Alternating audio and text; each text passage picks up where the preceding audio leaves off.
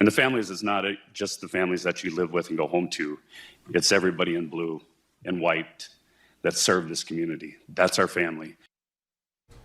Today, the city of Fargo took the time to honor first responders for their bravery and action during the July 14th officer shooting. Good evening. Thanks for joining us here at 6. I'm Stacey Van Dyke. And I'm Justin Betty. It was one of the most really terrifying times in our region's history, and it could have been so much worse without their brave actions that day.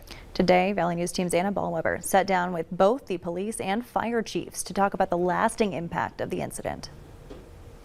It's been 5 months since the horrific events unfolded in Fargo on July 14th, 2023.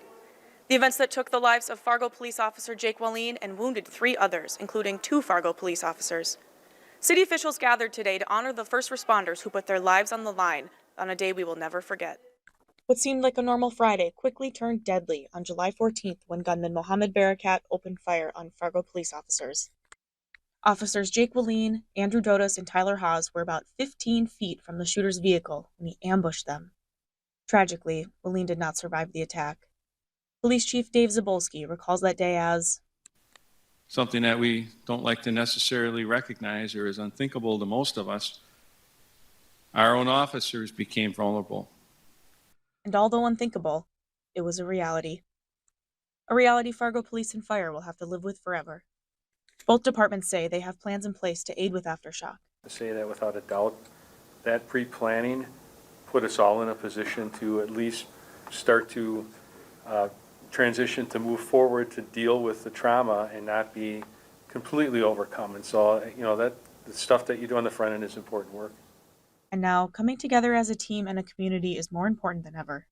I think they've all had to rely on each other over the last 5 months and really have built a bond that makes the public safety community very, very strong. A community building itself back up again. City leaders presented first responders with department awards for their heroic actions they portrayed on July 14th. Officers Dodas and Haas received Purple Heart medals.